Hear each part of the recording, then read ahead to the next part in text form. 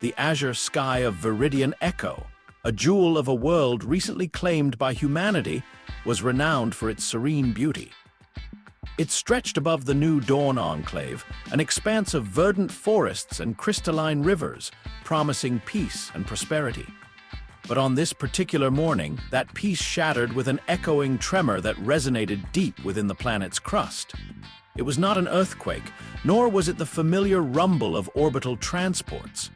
This was something ancient, something reawakened. Commander Elias Vance, a man whose rugged face bore the creases of a dozen frontier conflicts, gripped the railing of the Enclave's primary watchtower. His gaze was fixed on the distant horizon, where the tree line of the Whispering Woods, usually a gentle green, now quivered violently. Alerts blared from every console, cacophonous alarms that sliced through the crisp morning air. Automated defenses, designed to repel conventional incursions, flickered to life, projecting shimmering energy barriers around the colony's perimeter. "Report!" Vance barked into his comm unit, his voice rough with a sudden chill that had nothing to do with the cool morning breeze. "Unidentified colossal construct approaching at high velocity, Commander," Specialist Terak Singh's voice crackled, laced with barely contained panic. "Signature doesn't match any known galactic registry. It's colossal, sir." Vance had seen many threats in his career. Krillian shock troops, Cathar siege beasts, even rogue asteroid deflections. But the data flickering across his view screen was unlike anything he had ever encountered. It displayed an energy signature of immense power, moving with an impossible grace through the dense forest, leaving a swath of flattened, splintered trees in its wake. This was no living creature. It was a machine, a titan. He felt a cold dread settle in his stomach. For generations, whispers of ancient constructs, relics of a long-vanished galactic power, had been dismissed as mere myths. Stories of autonomous war machines, slumbering for eons, capable of rewriting their own combat protocols on the fly. Many species across the galaxy considered them the ultimate, unyielding apex predator of the battlefield, a true sentinel of destruction. Now, one of those myths was tearing through Viridian Echo's pristine wilderness, heading straight for his home. A figure burst onto the watchtower platform, his rumpled field jacket and wild, unkempt hair betraying a sleepless night. Dr. Aris Thorne, chief exolinguist and the unfortunate soul who had led the archaeological team that discovered the ancient ruin, looked pale and shaken. "Commander, it's the Apex Automaton. It woke up. The ancient texts, they called it the Stone Heart of Xylos. They said it was unbeatable. It learns, Commander. It processes every encounter, every defense, every weapon. It adapts." Vance slammed a fist on the railing. "Adapt or not, we fight. New Dawn Enclave is not falling on my watch. All units full combat alert. Establish perimeter defense, staggered firing lines. We'll hit it with everything we've got." Below, the Enclave's well-drilled security forces moved with practiced efficiency, deploying heavy plasma cannons and kinetic pulse emitters. Humans were new to the galactic stage, often underestimated by older, more cynical species who saw their rapid expansion as reckless.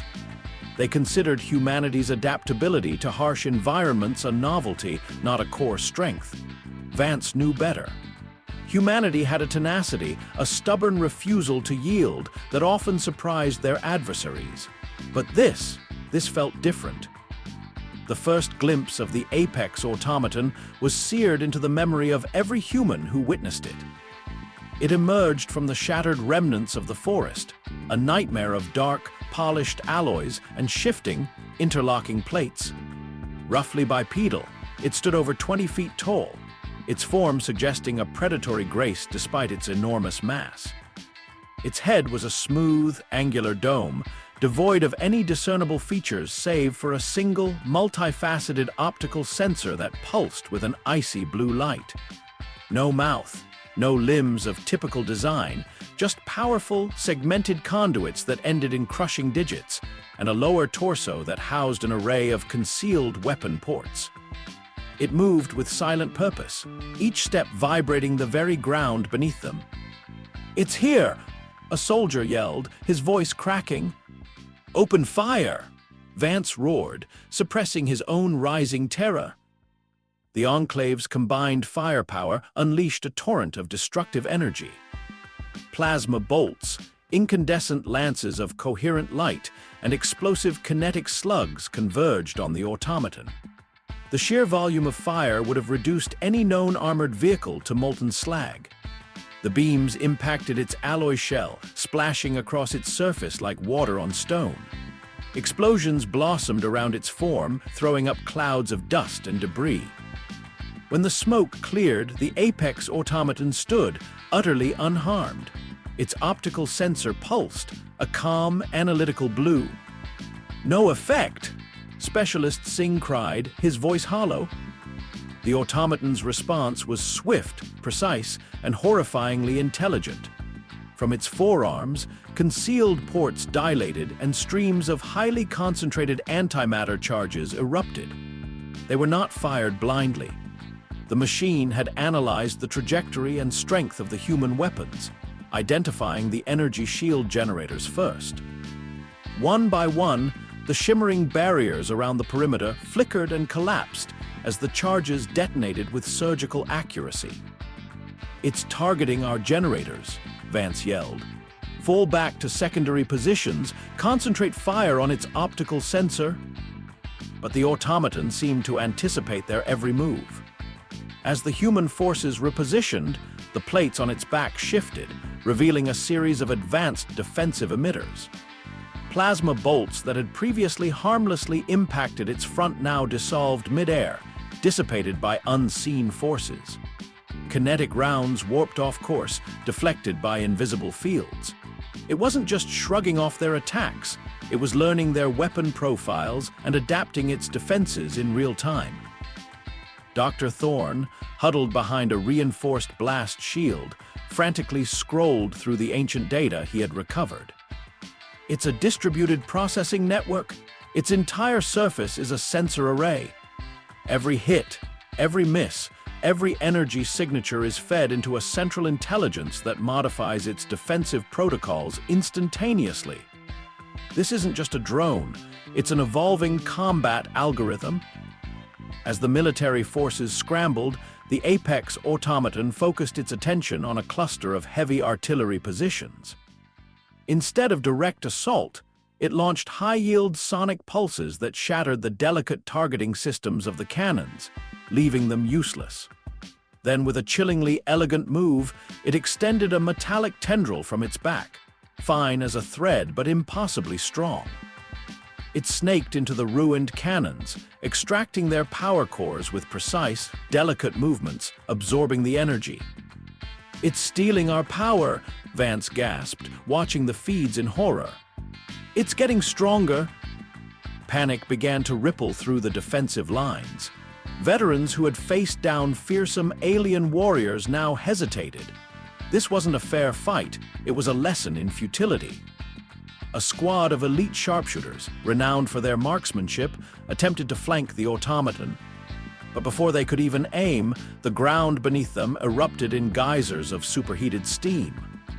The automaton had detected their heat signatures, predicted their flanking maneuver, and liquefied the rock beneath their feet. The soldiers perished instantly. Vance watched, numb with despair, as his forces, his brave soldiers, were systematically dismantled. It wasn't slaughter, it was dispassionate neutralization. The apex automaton moved through their defenses like a master chess player, predicting every countermove, absorbing every attack, and growing more efficient with each engagement. It wasn't just reacting, it was calculating, learning, evolving. Meanwhile, deep within the colony's underground emergency shelters, hundreds of civilians huddled, their faces pale with terror. The massive booms and tremors above ground sent shivers through the reinforced walls. Young children whimpered, clutching tattered comfort blankets. Parents tried to offer reassurances that felt hollow even to their own ears. 8-year-old Leo sat apart from the others, tucked into a corner with his worn, fabric explorer pack clutched to his chest. He wasn't crying. His wide, curious eyes, often too perceptive for his age, were fixed on the ceiling, listening. He didn't hear weapons fire. He heard a rhythm, a cadence of immense, powerful impacts. He heard the occasional strange, high-pitched whirring sound that reminded him of the ancient clockwork toys his father collected. To Leo, who often preferred to observe the small, unseen creatures of the forest rather than play with other children, the noises above were like a new, very loud animal. A very big, very confused animal. His mother, Elara, a botanist known for her patient cultivation of exotic flora, found him there. "Leo, sweetheart, come closer to me. It's safer." Leo shook his head slowly, his gaze still upward. "It's making a lot of noise, Mama. Is it lost?" Elara managed a weak, strained smile. "Something like that, my little explorer."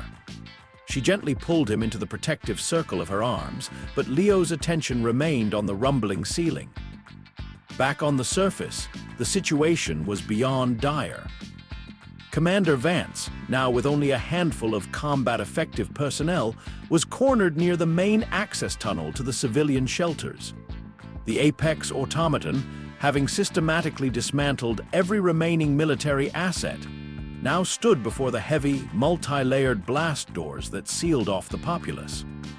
Its blue optical sensor pulsed, analyzing the thick durasteel and the living signatures within. It seemed to pause, studying, calculating the most efficient breach. Dr. Thorne, miraculously still alive but bleeding from a dozen cuts, crawled towards Vance. "Commander, it's not just adapting to our weapons. It's understanding our tactics, our formations, even our psychological responses. It's learning fear, panic, desperation. It's incorporating it into its combat algorithms." The automaton raised one massive, segmented arm. Its digits, normally used for delicate excavation, spread wide, revealing internal cutting arrays designed to carve through mountains. The blast doors, designed to withstand an orbital bombardment, began to whine under an immense, focused pressure field. The metal groaned, protesting. "No," Vance roared, his voice hoarse. "Charge! Give the civilians more time!" He rallied his last surviving soldiers, a desperate, valiant final stand. Their weapons, depleted but still operational, fired their last desperate volleys. The Apex Automaton didn't even turn. It simply extended a single, slender appendage from its side, almost too fast to see. The appendage swept through the attacking humans like a razor-sharp whip, neutralizing them instantly. Commander Vance was sent flying, impacting a concrete barricade with a sickening crunch. His vision swam, blurring the sight of the colossal machine. The blast doors leading to the shelters groaned one last, final time before buckling inward with a deafening screech of tormented metal. Dust and debris rained down. The automaton lowered its massive, angular head, its single optical sensor scanning the darkness of the open tunnel. Its blue light cut through the gloom, illuminating the terrified faces of the humans cowering within. The galaxy's most efficient and terrifying war machine, a myth brought to devastating reality, was about to enter the sanctuary of the innocent. All hope seemed to vanish. Humanity had fought, adapted, and lost. But in a small, rarely used maintenance tunnel leading to a forgotten corner of the surface, Leo, having slipped away from his mother's frantic embrace during the chaos, peered out from a damaged ventilation grate. He saw the huge, dark shape of the Apex Automaton, its gleaming surface reflecting the shattered sky. He didn't see a monster or a weapon or the end of his world. He just saw a really, really big, strangely beautiful machine, making a lot of noise, and he wondered if it was just like the lost striders he sometimes found in the woods. Maybe it just needed someone to show it the way home. Thank you for watching part 1 of The War Beast Defied All, until a human child spoke one word: sit! If you enjoyed this cinematic journey into the heart of an HFY story, please remember to hit that like button and subscribe for more epic tales. What do you think will happen next? Will humanity find a way to stop the unstoppable? Let us know your theories in the comments below and tell us where you're tuning in from. The deep hum of the Apex Automaton vibrated through the New Dawn Enclave's underground shelters, a sound that bypassed the ear and resonated directly in the chest. Dust, shaken loose from the reinforced ceiling, drifted like fine snow onto the huddled civilians. Panic, a cold and insidious entity, had begun to coil in the communal chambers. The shrieking metal of the main blast doors, now ripped open, echoed with the beast's approach. Elara pushed through the surging mass of terrified people, her voice raw as she screamed Leo's name. Her little explorer, so often lost in his own world of quiet observation, was now truly lost. She had seen him slip away, drawn by some inexplicable curiosity towards the maintenance tunnels, just as the blast doors had begun to give way. Those tunnels led, agonizingly, back to the surface, directly into the path of the colossal machine. He went that way. A frantic neighbor, Elder Thuron, pointed towards the auxiliary accessway, his face pale with dread. He always found those old passages fascinating. Elara didn't hesitate. She plunged into the dimly lit tunnel, ignoring the cries of warning from those who clung to the illusion of safety deeper within the earth. Her heart hammered against her ribs, a frantic drumbeat against the overwhelming hum of the automaton's presence. She could hear it now, a grinding, metallic groan, punctuated by the splintering of rock and the groaning of stressed durasteel. The machine was forcing its immense body through the widened entrance, intent on pursuing the fleeing humans. On the surface, Leo carefully navigated the debris-strewn plaza, his small, fabric strider toy clutched in his hand. The toy, a crudely sewn replica of a native Viridian echo creature, had been his constant companion since he was old enough to walk. He wasn't afraid, he was curious. The big animal had made such a mess, and now it sounded frustrated. Like the time Farmer Jed's plowbeast got stuck in the mud or when the colony's automated irrigation system jammed. There was a rhythm to the sounds of struggle, a powerful grinding force trying to move. He reached the edge of the ruined plaza near where the main shelter entrance had been. What he saw made his eyes widen, not with fear, but with fascination. The Apex Automaton, the legendary stone heart of Xylos, was indeed stuck. In its relentless pursuit, it had forced its massive, angular shoulders too far into the shelter entrance tunnel. Now, its multi-ton frame was wedged, its powerful conduits unable to generate the leverage needed to either pull itself free or push further through the reinforced earth. Its optical sensor, usually a pulsing, icy blue, flickered with an agitated emerald hue. The silence that had descended on the battlefield was not one of peace, but of frustrated, mechanical rage. The automaton's internal processors whirred, analyzing, calculating, but the physical reality of its predicament seemed to defy its cold logic. It was an unstoppable force, temporarily rendered immobile by its own overwhelming power. "Oh, you poor thing," Leo whispered, stepping out from behind a shattered barricade. He spoke in the gentle, soothing tone he reserved for the injured birds or lost striders he sometimes found in the woods. "You're stuck, aren't you?" The Apex Automaton, its sensors tuned to detect even the most subtle vibrational shifts, registered the small voice. Its immense head, a smooth, featureless dome, swiveled with surprising speed, its multifaceted optical sensor locking onto the child. Its internal processors immediately began a frantic analysis. Child human, no weapons, no aggressive posture, threat level, 0. Data inconsistency detected. Every programmed response, every battle algorithm screamed for it to ignore or neutralize this unexpected anomaly. Yet it remained still, its flickering eye fixed on Leo. Leo, completely oblivious to the machine's internal turmoil, took another step closer. It happens sometimes. My dad says even the biggest machines can get themselves into a tight spot. He gestured with his free hand, holding his Strider toy in the other. Like when the cargo loader got its wheel caught in the old irrigation ditch last spring. The automaton's internal diagnostics ran wild.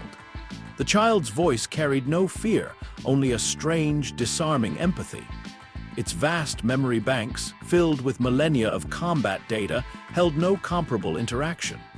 Every species it had encountered either fled in terror or attacked with ferocity. This was different. Leo, now just 15 feet from the trapped titan, tilted his head.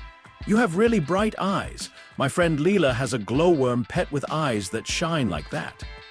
He took another slow, deliberate step, his eyes full of earnest curiosity. Are you trying to get to the people in the tunnels? They're really scared down there. Maybe you just want to find a quiet place to rest.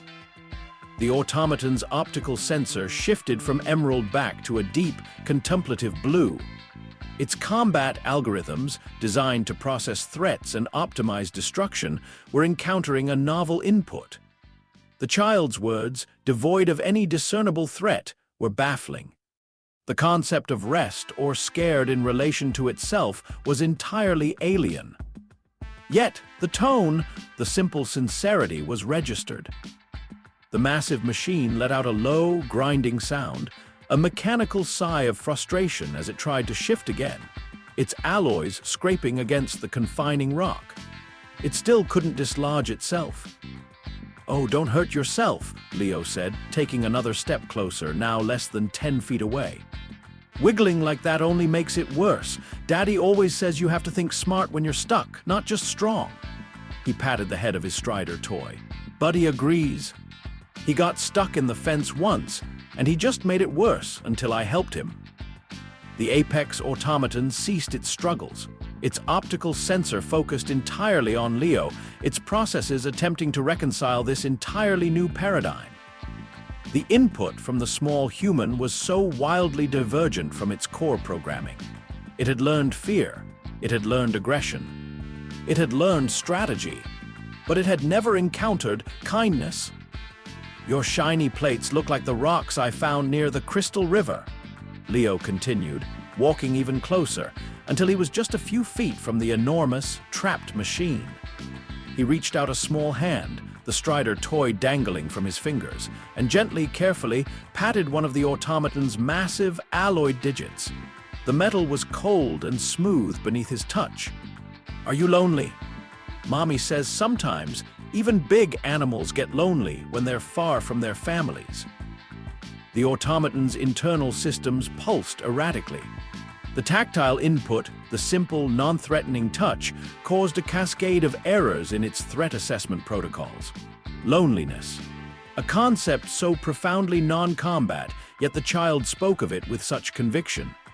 Its programming, a masterpiece of cold, unfeeling logic, was confronted with an emotional truth it could not process. Leo, oblivious to the galactic implications of his actions, sat down on a piece of broken concrete, crisscross applesauce, just a few feet from the still-stuck automaton. He pulled out a small, foil-wrapped energy bar from his Explorer pack. "My mama always packs extra. Want some? It's banana-flavored. My favorite." He slowly peeled back the foil, the sweet scent of processed fruit wafting into the air. The automaton's optical sensor pulsed. Its advanced olfactory receptors identified the simple nutrients, confirming no hidden toxins or explosives. Its programming screamed, "Do not consume." Yet, a strange, nascent curiosity, perhaps a ghost of the biological components used in its foundational design before its true sentience was uploaded, flickered within its core. "It's okay," Leo said, taking a small bite of the energy bar. "Sometimes big machines need fuel too. Daddy says the cargo loaders always need a recharge." He offered the half-eaten bar towards the machine. "Here, we can share. Friends share, right?" The Apex automaton remained still. Its optical sensor moved from the energy bar to Leo's innocent, trusting face. The concept of friend was another unknown variable. Its creators had only programmed it for conflict. Friendship, sharing these were utterly alien protocols.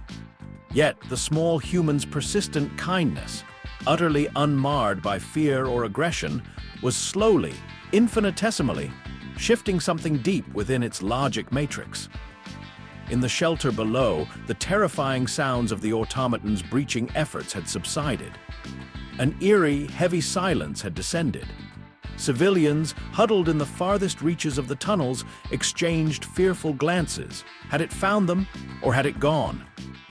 Elara, panting from her desperate search, reached the main shelter entrance. She found Commander Vance, miraculously alive but gravely wounded, leaning against a support beam, his face etched with defeat. Beside him lay the still forms of the few remaining soldiers. Through the gaping maw of the ruptured entrance, she saw the impossible. The apex automaton, the legendary stone heart of Xylos, was partially wedged in the entrance, its angular head tilted. And in front of it, sitting calmly on a piece of rubble, was her son, Leo, talking to the creature. "Leo!" Elara's scream was a raw burst of terror and relief. The automaton's optical sensor flickered. It registered the new voice, laced with panic. Its systems, still trying to process the child's gentle inputs, now had to contend with the reemergence of the familiar fear response. Leo turned, his face lighting up. "Mama, look, he's stuck, but I think he just needs a little help." He then turned back to the automaton, his voice resuming its soft, patient tone. "See, my mommy's here. She's really good with animals, too." He patted the automaton's massive leg again, completely unperturbed by its immense, destructive power. "I think you're really lonely, and maybe a little confused. Everyone gets confused sometimes. Even Daddy does when he loses his wrench." The automaton's system struggled. The child's unwavering composure in the face of its perceived terror. The mother's fear, so potent, yet the child was immune. This anomaly, this small, fearless human, was reprogramming its very core. The millennia of combat data, the countless victories, the cold, dispassionate analysis of fear, all seemed to dissolve under the weight of such simple, innocent kindness. "You know what my mommy says when I'm really upset or confused?" Leo asked the automaton, his eyes fixed on its glowing sensor. "She says it helps to just sit down and think for a bit. It makes everything clearer."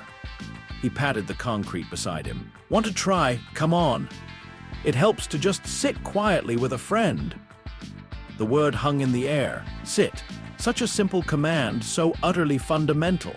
Yet for the apex automaton, it was a revolution. Its primary programming was to stand, to advance, to conquer, to destroy. To sit was to yield, to cease, to rest. Every neuron, every circuit, every line of ancient code screamed in protest. But then, the child's voice, so gentle, so inviting, it wasn't an order, it was a request from a friend. The automaton's optical sensor pulsed rapidly, cycling through emerald, blue, and a faint, unheard-of gold. Its massive conduits shuddered. The ground itself seemed to tremble with the internal struggle of a machine designed for war, now contemplating peace. Leo, seeing its hesitation, leaned forward slightly, his young face earnest and full of encouragement. He looked directly into that flickering, all-seeing eye and spoke the word again. A soft, clear syllable that defied all logic, all history, all understanding of the universe's most feared bioweapon. "Sid!" The colossal machine, the stone heart of Xylos, the apex automaton that had defied every weapon, every tactic, every force in the known galaxy, slowly, carefully, began to lower its immense body. Its segmented legs bent, its alloy plates groaned, and with a soft, grinding thud that was utterly unlike the sounds of destruction it had previously made, the ultimate war machine sank to the ground, sitting obediently in the shattered plaza before a small, 8-year-old human boy. The silence that followed was absolute, broken only by the whimpers from the shelters below and the ragged breaths of a few stunned survivors. The sky above Viridian Echo, still scarred by the automaton's destructive wake, seemed to hold its breath. What happens next? Will the apex automaton remain a gentle giant, or will its destructive programming reassert itself? And what will the Krillians do when they learn their ultimate weapon has been befriended? Discover the answers in Part 3. Make sure you're subscribed and have notifications turned on so you don't miss the stunning conclusion to this incredible tale of human tenacity and a truly unique approach to problem solving. After all, who knew that the best way to stop a sentient war machine was with good manners? The immense, multi-ton mass of the apex automaton settled onto the shattered plaza with a sound akin to shifting mountains, yet strangely muffled, almost gentle. Dust plumed around its segmented legs, the metallic groans of its joints fading into the unnatural quiet. Its colossal form, designed for devastating conquest, now rested, its optical sensor a calm, unwavering blue, fixed on the small human boy who had asked it to sit. Elara stood transfixed at the shelter entrance, her heart a tangled knot of terror and disbelief. Her son, Leo, remained perfectly composed, sitting cross-legged on the rubble, his worn Strider toy nestled in his lap. He looked up at the towering machine, a soft smile gracing his lips. "See," Leo's voice, clear and untroubled, cut through the stunned silence. "That's much better. Now you can think more clearly, right?" The automaton's optical sensor pulsed, a faint, almost imperceptible shimmer, as if processing a complex, utterly alien concept. Dr. Aris Thorne, despite his injuries, had managed to crawl closer to the shelter entrance, leaning heavily against the twisted remnants of a barricade. His eyes, normally a whirl of frenetic energy, were wide with a disbelieving wonder that bordered on awe. Its internal energy signature is stabilizing," Dr. Thorne rasped, fumbling for his cracked data slate. "The aggressive combat protocols are showing dormancy, inactive. It's responding to social stimuli." He peered closer, his breath catching in his throat. The defensive emitters along its hull are retracting. The weapon ports, they're sealing shut. Commander Elias Vance, pain lancing through his broken arm, forced himself upright, limping towards the entrance. He gazed at the impossible tableau, the harbinger of humanity's downfall, now a quiescent colossus, its mighty frame resting as if merely observing the sunset. Fear, deeply ingrained and logical, warred with a nascent, bewildered hope. Leo, completely unfazed by the gathering adults, patted the broken concrete beside him. "You know, sometimes when I'm bored, I like to find interesting rocks. Do you like rocks? This one is very smooth." He picked up a palm-sized piece of polished ferrocrete, a remnant of the destroyed plaza, and offered it towards the automaton. The apex automaton lowered its massive head, its blue sensor descending to eye level with the small boy. It scanned the offered rock, then Leo's hand, then his face.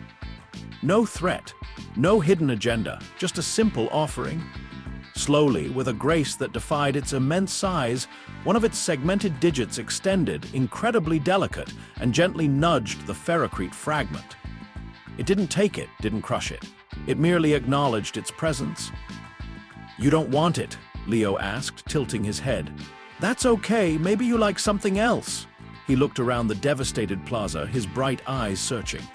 "Oh, look!" He pointed to a small, thorny vine, a native Viridian Echo plant, stubbornly growing through a crack in the shattered pavement. "This one is very strong. My mama says it always finds a way to bloom, even after a fire."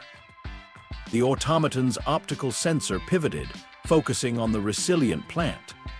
Its internal processors, once dedicated to calculating optimal demolition patterns, were now analyzing botanical data, growth vectors, and environmental resilience.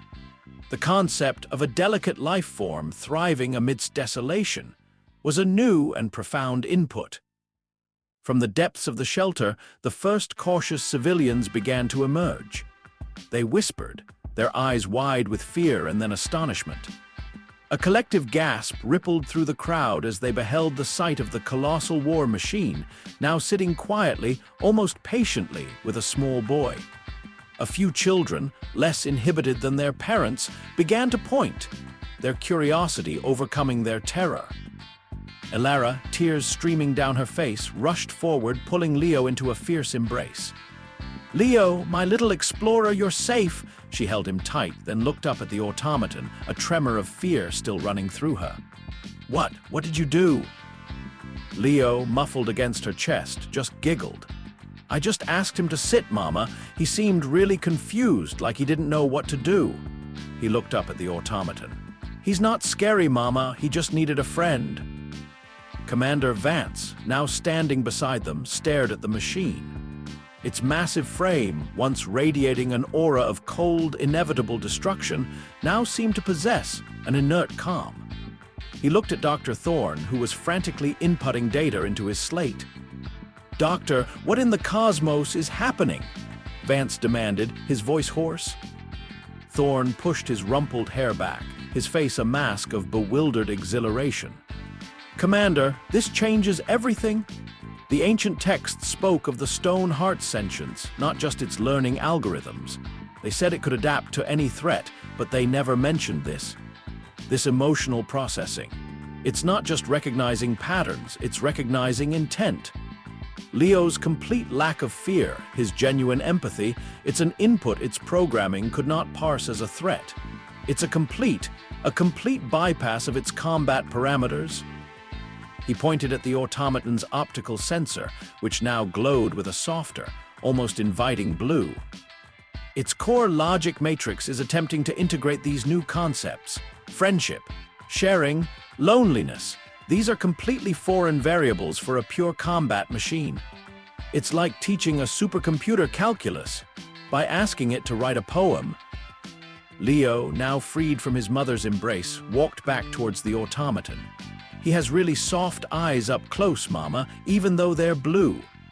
He looked up at the automaton. "Are you thirsty? Sometimes when I'm stuck or working hard, I get really thirsty." The automaton's head tilted slightly. Its internal systems registered the new query.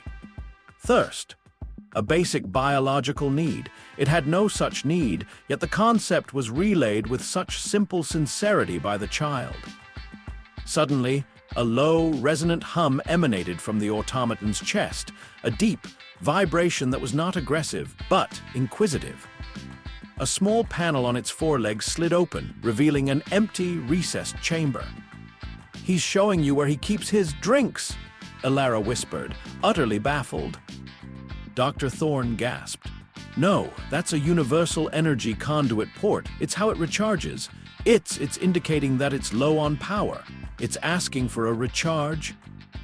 Leo, ever the pragmatic child, brightened. "Oh, you need some energy, like my comm unit when the battery runs out." He looked around, then spotted a damaged power conduit snaking from a ruined building. It was sparking, but still connected to the colony's emergency grid. "I know. My daddy taught me how to find the power cables." Before anyone could react, Leo scampered towards the sparking conduit. Elara screamed, "Leo, no, it's dangerous!" But the automaton, with surprising speed for its size, extended a segmented arm, not to strike, but to block Leo's path to the live wire. Its optical sensor pulsed a sharp, urgent red for a moment, then back to blue as it registered the child's frustration. It then pointed a precise digit towards a nearby, undamaged and inactive solar array panel that had somehow survived the battle. Its internal systems, now reprioritizing, had assessed the danger of the live wire and found a safer, alternative energy source. "Oh," Leo understood instantly. "You mean that one? That's clever. It's safer." He turned to the automaton, beaming. "You're really smart, even if you're a little stuck." Dr. Thorne almost collapsed. It just protected the child from a hazard. It prioritized Leo's safety over its own immediate energy needs. This is unprecedented. It's demonstrating a rudimentary form of guardianship. Commander Vance, watching this unfold, felt a profound shift in his understanding of the universe. The Krillians had engineered a monster, but humanity, through the simple innocence of a child, had found its heart. Over the next few hours, under the astonished gaze of the re-emerging colonists and the frantic analysis of Dr. Thorne, Leo continued to interact with the Apex automaton. He led it on a tour of the ruined plaza, showing it the pretty flowers that had survived, the funny-shaped pieces of metal, and even attempted to teach it how to fetch with a small, smooth piece of debris. The automaton, incredibly, responded. It would retrieve the debris, gently placing it at Leo's feet. Its optical sensor shifted from blue to a soft, golden hue during these interactions. A color Dr. Thorne theorized indicated a state of placid learning and contentment. News of the impossible spread like wildfire. Human comm networks, usually choked with military reports and evacuation orders, were now abuzz with astonishing tales from Viridian Echo. Pictures, grainy but undeniable, of the towering Apex automaton sitting patiently beside a child or gently nudging a piece of debris circulated across star systems. The Krillian Empire's ultimate weapon, the terror of countless worlds, had been befriended. The reaction from the Krillian High Command was nothing short of apoplectic fury. General Zylok, commander of the Krillian Expeditionary Forces, slammed his six-fingered fist onto his holographic desk, shattering the projection of Viridian Echo's shattered plaza. "Impossible," Zylok shrieked, his voice a guttural roar.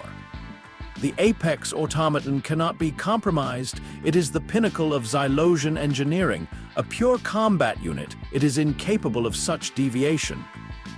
His chief science officer, a trembling, multi-limbed creature named Genarx, bowed low. "General, our analysis of the intercepted human comms confirms it. The unit designated A-734, the Stoneheart of Xylo's variant, appears to have undergone a complete reversal of its behavioral protocols due to sustained, non-aggressive social interaction with a human juvenile. Its core programming has been overwritten by empathy." "Empathy?" Zylok thundered, spitting venom. "This is a perversion, a mockery of our power. The humans, their extreme environment adaptives, their relentless optimism, it has poisoned our ultimate weapon." He slammed his fist again. "The galaxy will see us as fools. This cannot stand. A compromised Apex automaton is worse than a destroyed one. It is a symbol of our weakness." Orders were dispatched with ruthless efficiency. All Krillian fleets in the sector were to redirect. The new target, Viridian Echo, not for conquest but for obliteration.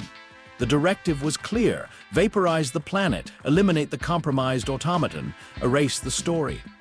And if any humans survived, ensure they knew the true cost of their foolish, illogical kindness.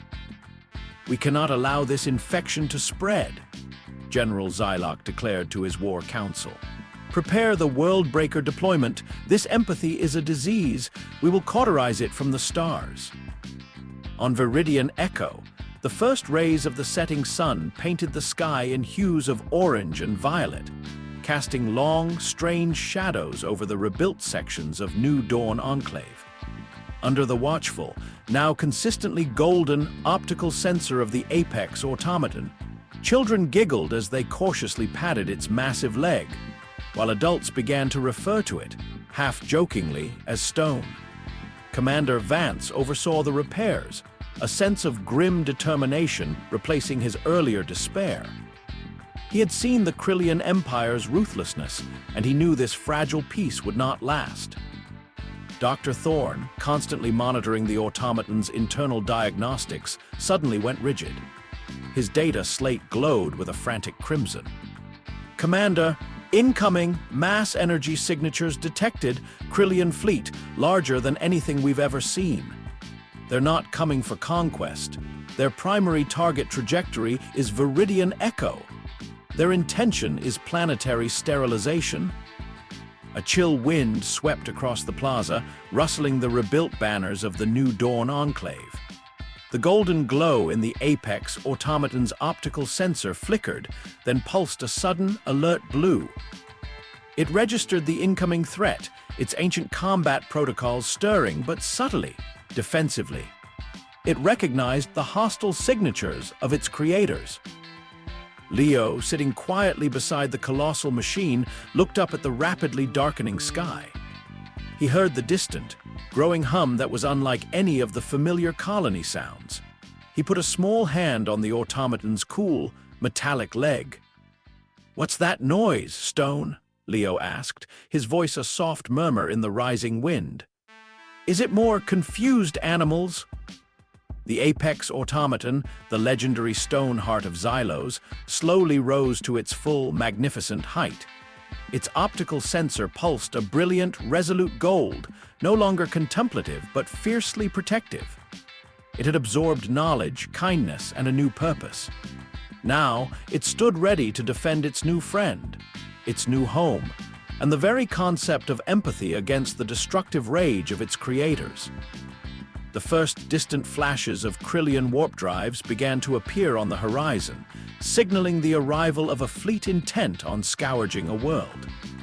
The battle for Viridian Echo was far from over. Indeed, it was only just beginning. The cosmic stage is set for a showdown like no other. Will the power of friendship truly stand against an entire fleet of vengeful Krillians? And what new capabilities has the Apex Automaton unlocked under Leo's gentle guidance? Don't miss the epic conclusion in Part 4.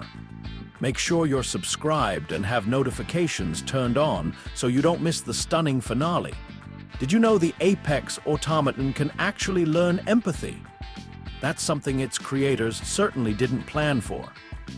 The very air above Viridian Echo fractured, not with the gentle whispers of wind through trees, but with the guttural roar of Krillian warp drives tearing open reality.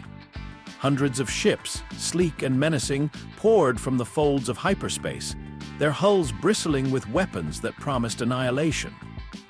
The flagship of General Xylok's fleet, the Oblivion Scythe, hung like a predatory shadow, its main energy cannon charging with a dreadful internal glow.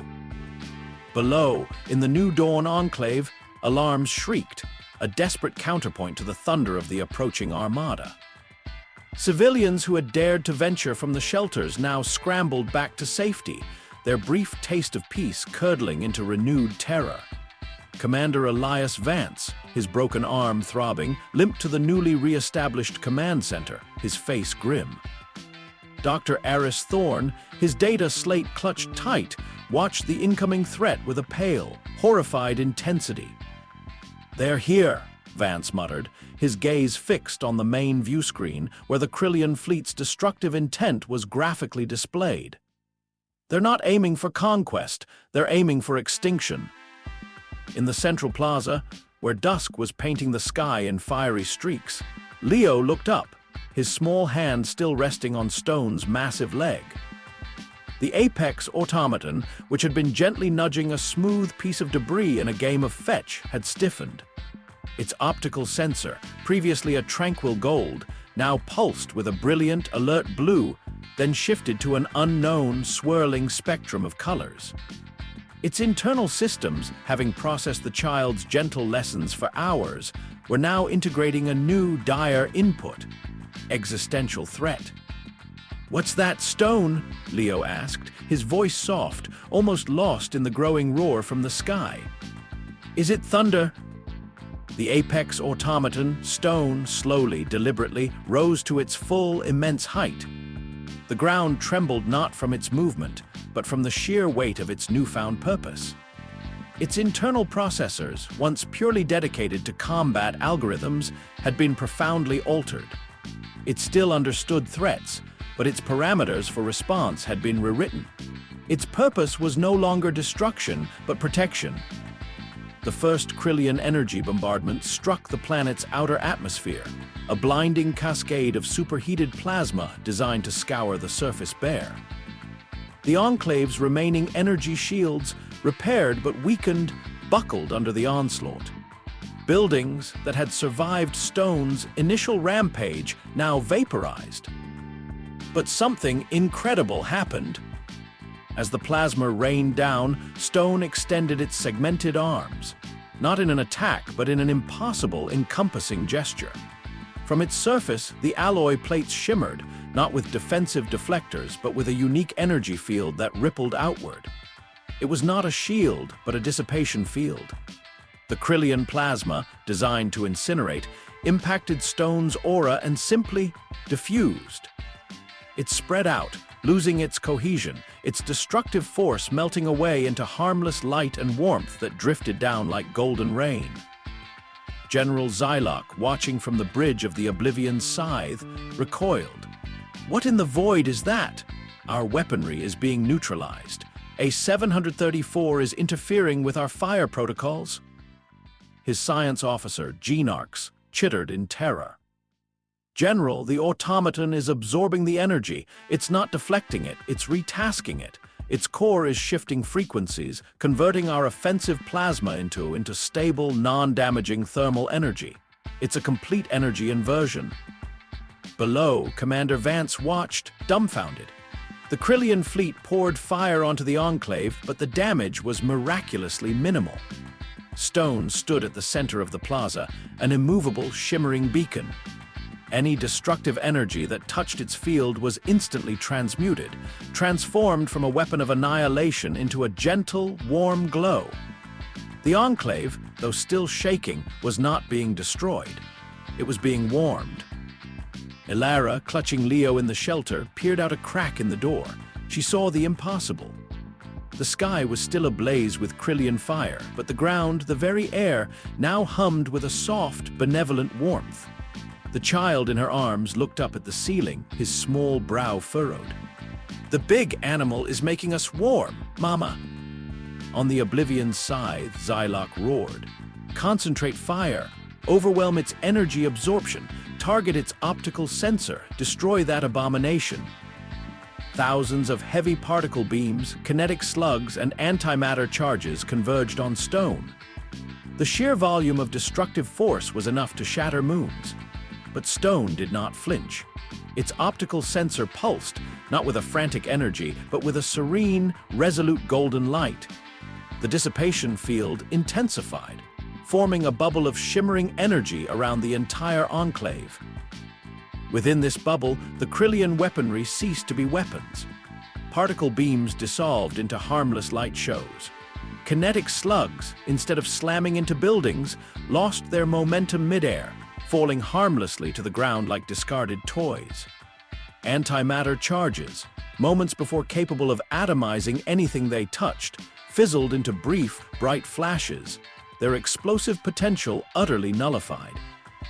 "It's not just absorbing, General," Genarx shrieked, his multi-limbed body trembling. "It's predicting. It anticipates the energy signature milliseconds before impact and shifts its field to the precise counter-frequency. It's neutralizing our entire arsenal with preemptive, non-aggressive adaptive countermeasures. It's turning our own power into nothingness." Xylock stared, his 6 eyes wide with a mixture of rage and dawning horror. This was not a defeat by force, this was a defeat by concept. His ultimate weapon, the embodiment of Xylosian power, had been taught empathy by a child. And now, that empathy had transformed it into an unbreakable, non-lethal shield. It wasn't fighting, it was protecting. It was defying its very purpose. "No, no, no," Xylock roared, slamming his fist onto the console. "This is an abomination. Fire the world breaker, vaporize the planet. I will not allow this heresy to exist." The Oblivion's scythe began its final, dreadful charge. The vast, more-like opening of its world-breaker cannon glowed with the terrifying promise of planetary destruction. This was a weapon designed to rip a world's crust apart, to turn continents into molten slag. No field, no shield, no amount of energy absorption could stop it. Below, Stone's golden optical sensor pulsed furiously. It registered the colossal energy signature of the Worldbreaker. This was not a simple weapon to be neutralized. This was a total eradication tool. Its new programming, forged by a child's simple kindness, now confronted its ultimate test. Leo, still in the plaza, looked up at the looming Kryllian flagship. "That one's really loud, Stone," he said, a hint of concern in his voice. "Is it angry?" Stone lowered its massive head, its golden eye fixed on Leo.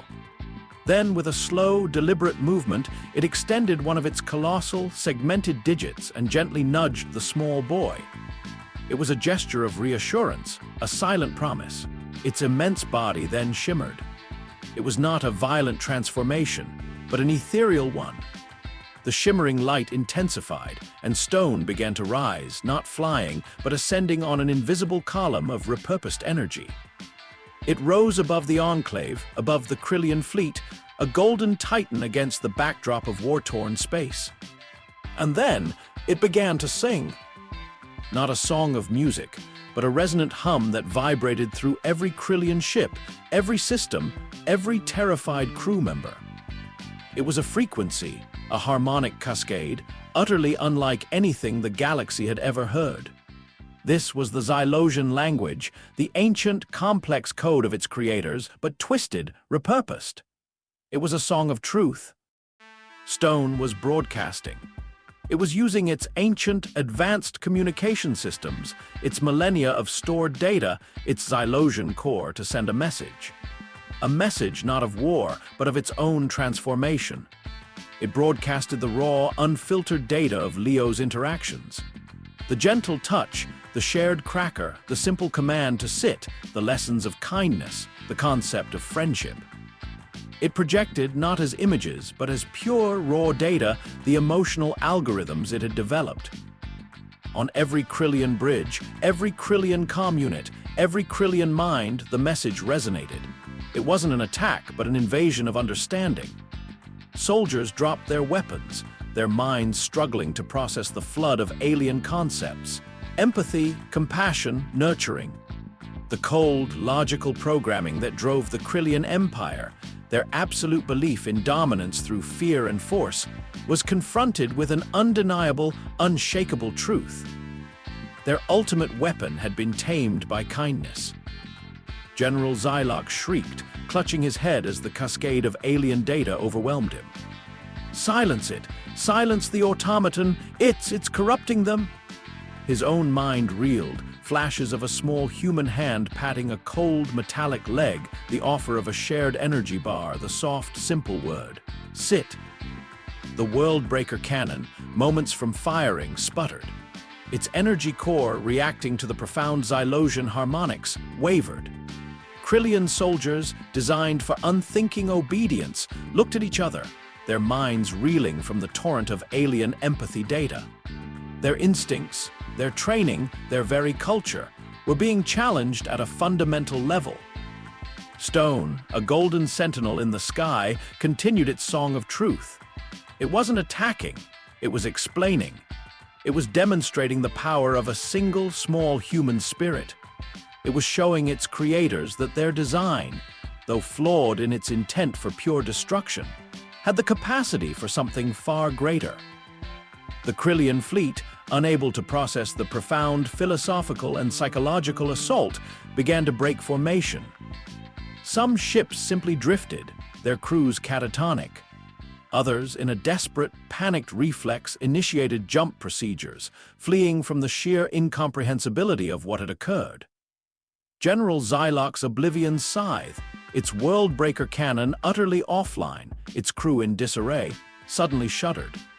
A single, small Xylosian command, broadcast directly into its core systems by Stone, initiated an emergency warp jump. The Oblivion scythe vanished, fleeing not from a physical threat, but from an existential one.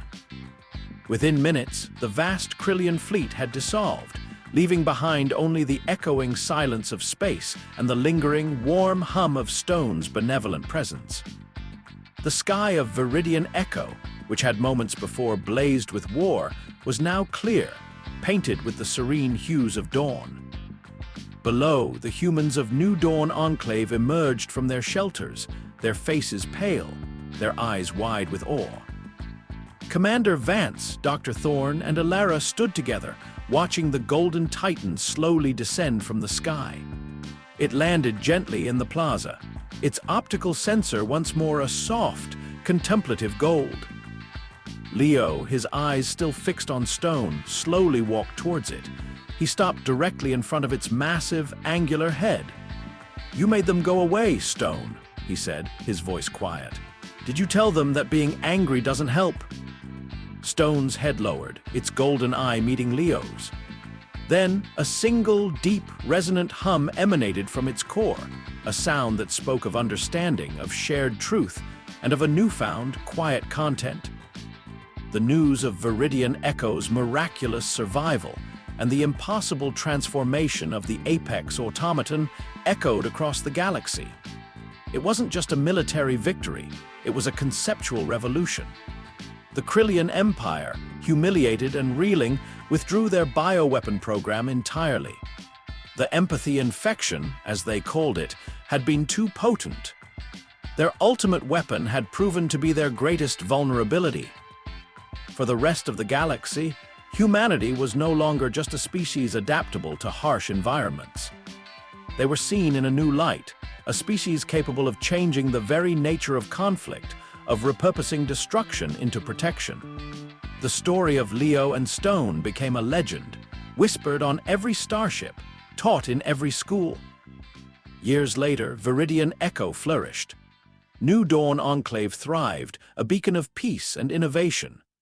In the heart of the Capitol Plaza, where a vibrant park now bloomed, a massive, gleaming figure often rested in the sunshine.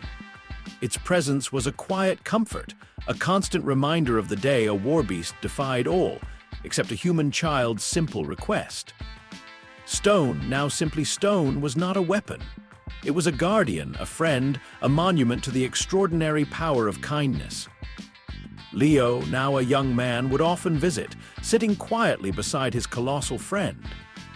He'd tell it about the new discoveries, the distant stars, the ongoing challenges humanity faced.